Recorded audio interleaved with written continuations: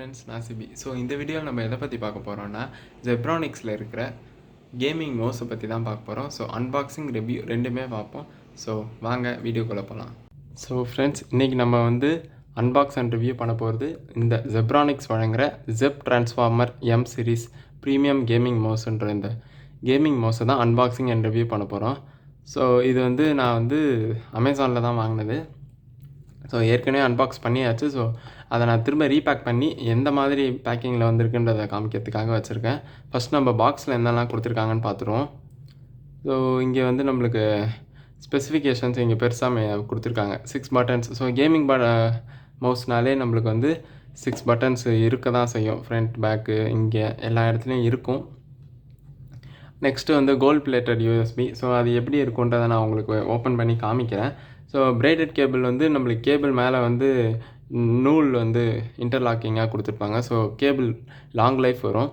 Breathing LED lights வந்து gaming மவுஸ்னாலே LED lights உள்ளே வந்து ப்ரீத்திங் லைட்ஸ் இல்லை கண்டினியூஸ் லைட்ஸ் வரும். ஸோ இதில் வந்து எந்த மாதிரியான குவாலிட்டியில் இருக்குன்றதை நம்ம ஃபஸ்ட்டு பார்ப்போம்.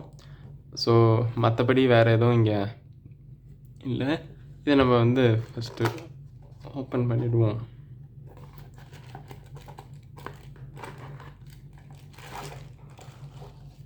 ஓப்பன் பண்ணோன்னா நம்மளுக்கு மவுஸ் வந்து இங்கே கொடுத்துருக்காங்க. ஃபஸ்ட்டு மவுஸுக்கு வர்றதுக்கு முன்னாடி நம்ம வந்து கேபிள்ஸ் வந்து பார்த்துருவோம். கோல்டு பிளேட்டட் யூஎஸ்பின்னு அந்த பாக்ஸில் போட்டது வந்து இதுதான். ஸோ கோல்டு கலரில் இருக்குது. இந்த யூஎஸ்பி பார்க்குறதுக்கே நம்மளுக்கு வந்து ஒரு ஸ்டைலிஷ் லுக் ஒன்று கொடுக்குது. நீட்டாக இருக்குது. ஸோ அப்புறம் வந்து பிரைடட் கேபிள்ஸ் காமிக்கிறேன். இதுதான் வந்து பிரைடட் கேபிள்ஸ். ஸோ ஒயர் மாதிரி இருக்காது, அது ஒரு ரோப் மாதிரி இருக்கும். ஸோ அது வந்து நம்மளுக்கு லாங் லாஸ்டிங்காக கொடுக்கும். சரி, நெக்ஸ்ட் நம்ம வந்து மவுஸை பார்த்துருவோம். மவுஸில் வந்து லெஃப்ட் கிளிக், ரைட் கிளிக், நடுவில் ஸ்க்ரோல் பட்டன். அது இல்லாமல் நம்மளுக்கு வந்து இங்கே மெட்டல் பிளேட்டிங்ஸ்லாம் கொடுத்துருக்காங்க. ஸோ அது ஒரு அழகான ஒரு லுக் ஒன்று கொடுக்குது. இங்கே நம்மளுக்கு ஒரு பட்டன் ஒன்று இருக்கும், எம்எஸ்ஐ பட்டன்னு. நெக்ஸ்ட்டு ஜெப்ரானிக்ஸ் லோகோ கொடுத்துருக்காங்க. இங்கே வந்து நம்மளுக்கு ஃபார்வர்ட், ரிவர்ஸ் பட்டன் இருக்குது. இது எதுக்குன்னா நம்ம வந்து மவுஸ் யூஸ் பண்ணிகிட்டு இருக்கும்போது இப்போ நீங்கள் வந்து க்ரோம்லேயோ இல்லை ஃபயர்ஃபாக்ஸ்லேயோ வந்து ஏதோ ஒரு டேப் ஓப்பன் பண்ணுறீங்கன்னா ஃப்ரண்ட் டேபு, பேக் டேப் வந்து இதில் வந்து இப்போ கிளிக் பண்ணிக்கலாம்.